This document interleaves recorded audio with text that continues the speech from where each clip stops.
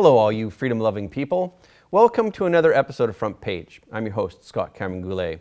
This past Saturday marked the 20th anniversary of 9/11, a tragic day that the world will never forget. Americans put aside their differences and united against a common threat. People did not distinguish between Democrats and Republicans. Everyone was American.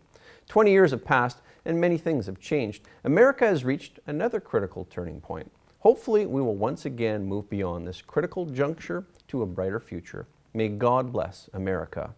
President Trump made a special trip to visit the NYPD and the FDNY to thank the police and firefighters for their bravery and dedication on this special occasion.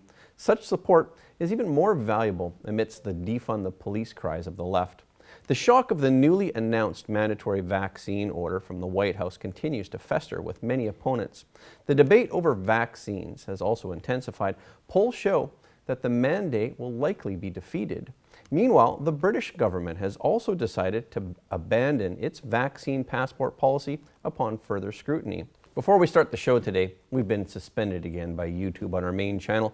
We'll be uploading to Front Page International for the next 2 weeks. Please subscribe to this channel now so that you won't miss any of our videos. Okay, let's get into it. President Donald Trump made a surprise visit to the New York City Fire Department and the New York City Police Department on the 20th anniversary of September 11th. Trump told the police and the firefighters, "I grew up with you. You are New York's finest. You're incredible people." He then said he appreciated the New York City Police for having endorsed him. First time they ever endorsed a candidate, they told me, Trump said, for president. President Trump also released a video message. In the video, he praised the bravery of the police and firefighters who responded to 9/11. For the great people of our country, this is a very sad day. September 11th represents great sorrow for our country. Many things were displayed that day, including, most importantly, the bravery of our police, fire, and first responders of every kind. The job they did was truly unbelievable.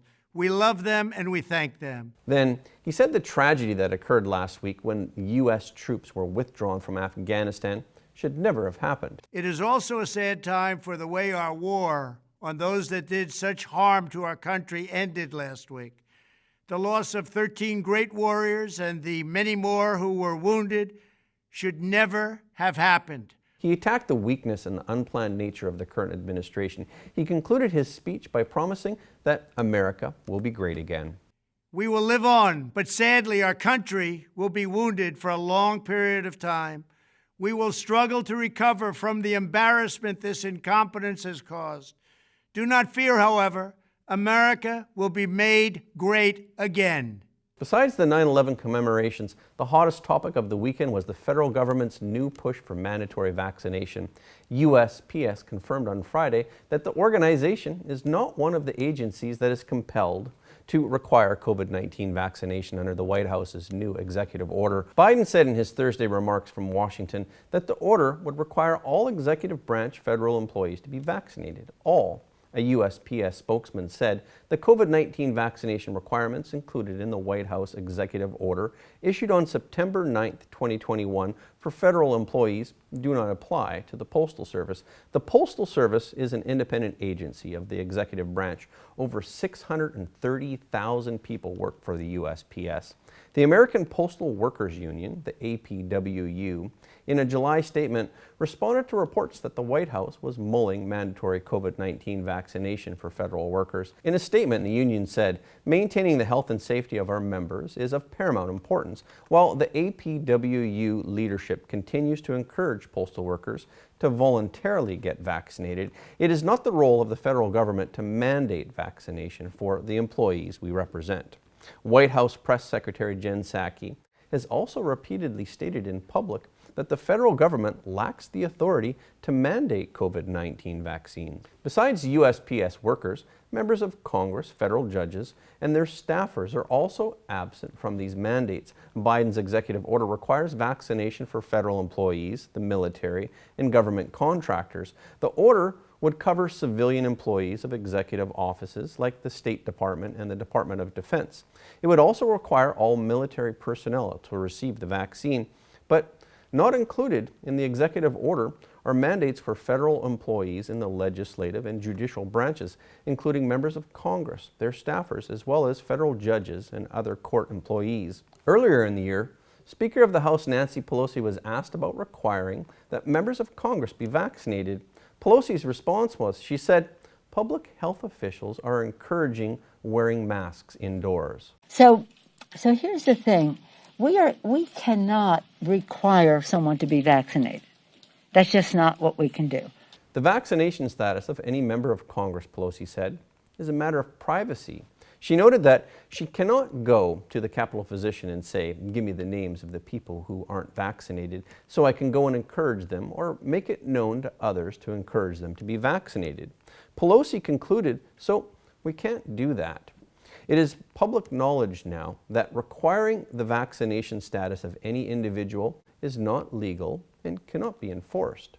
Just one day after Biden issued his new sweeping federal vaccine requirements, which could affect as many as 100 million Americans, RNC National Committee Chair Ronna McDaniels tweeted that the RNC would sue the federal government to protect Americans and their freedoms when the decree goes into effect. The Biden administration has made, she said, an unconstitutional mandate. White House Press Secretary Jen Psaki told reporters in Washington that federal workers will have about 75 days to be fully vaccinated, but there will be limited exceptions for legally recognized reasons, such as disability or religious exemptions. And those who don't comply with the new orders could face progressive disciplinary penalties.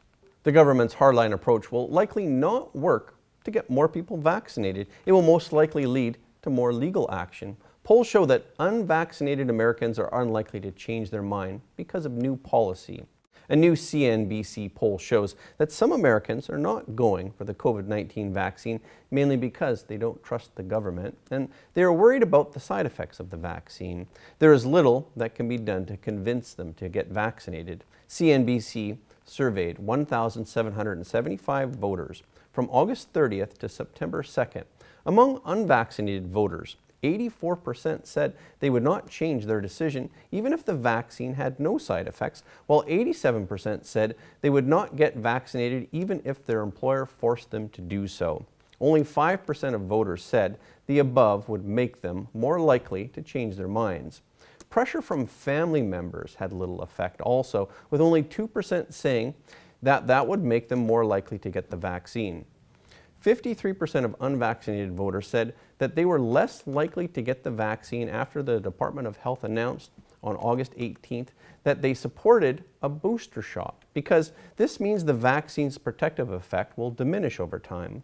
But 73% of vaccinated voters said they would eventually go for the third booster dose of the vaccine. Therefore, those who are vaccinated will continue to be vaccinated, and those who are not will have more concerns the more the government introduces new policies.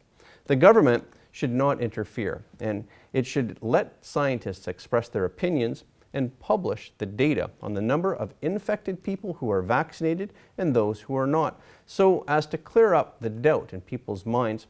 Then perhaps more people would be motivated to get the vaccine. Many people who currently refuse to get the vaccine are not opposed to getting other vaccines. Survey results show that 56% of unvaccinated people report that they have had flu shots in the past. Governments are promoting vaccines in numbers with the hope that herd immunity can be implemented once a certain percentage of the population is vaccinated. But with the emergence of variant viruses, this goal has become very difficult to achieve. For children, it's a different story. Recent studies show that even unvaccinated children are much safer than fully vaccinated adults. Because we have been suspended before for medical misinformation, we will be putting the next story on our membership site. I want to take a moment to thank you all for your support here at Front Page.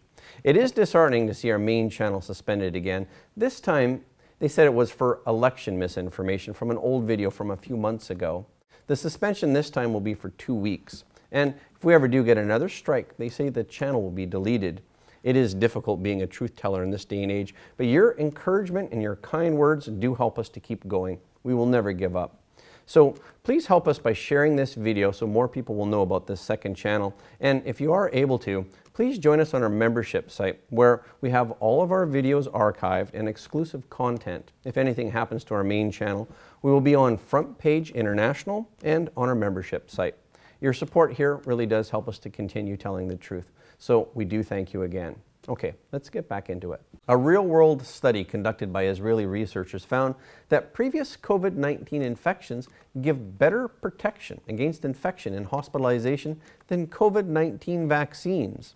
The Israel findings have even led Pfizer board member Scott Gottlieb, who is a former commissioner of the FDA, to call for natural immunity to be part of policy discussions. Gottlieb said during a recent television appearance, "The balance of the evidence demonstrates that natural immunity confers a durable protection.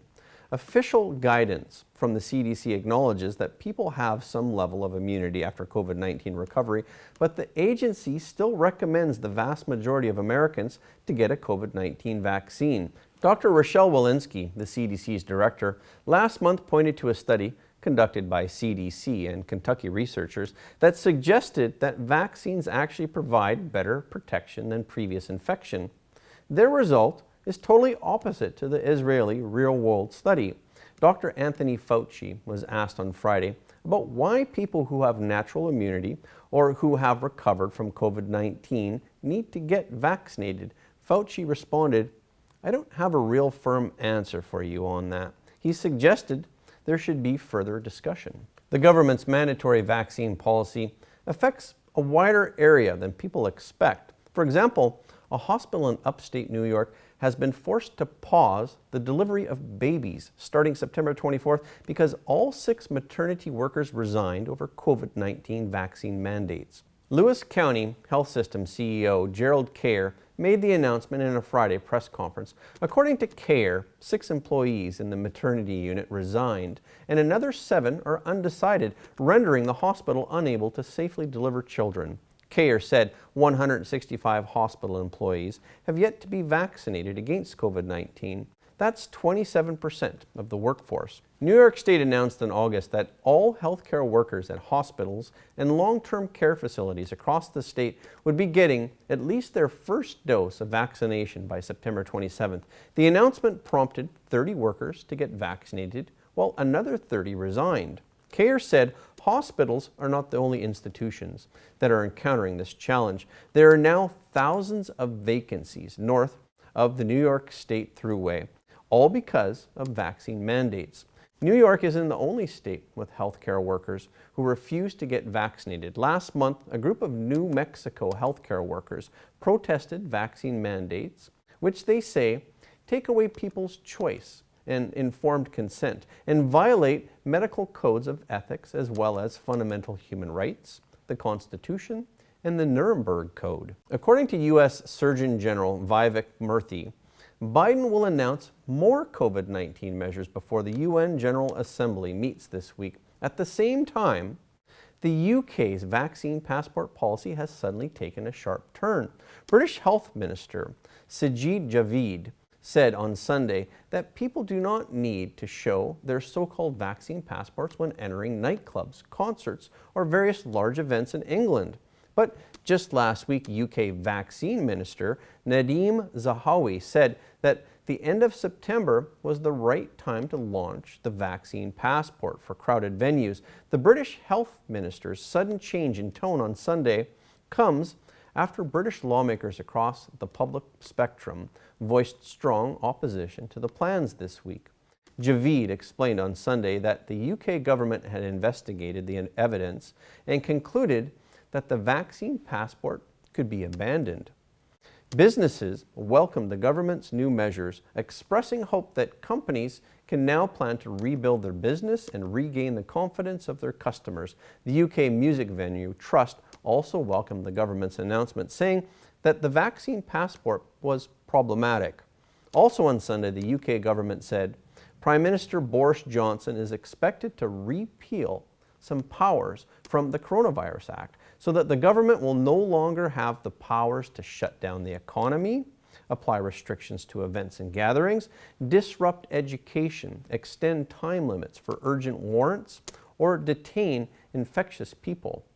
Peel away, Boris Johnson. Okay, this is our show for today. Thank you for tuning in. Again, if you like what you heard, please don't forget to like and subscribe this video and share it with at least one of your friends, because everybody deserves to know the truth. Again, thank you for watching Front Page, and we will see you next time.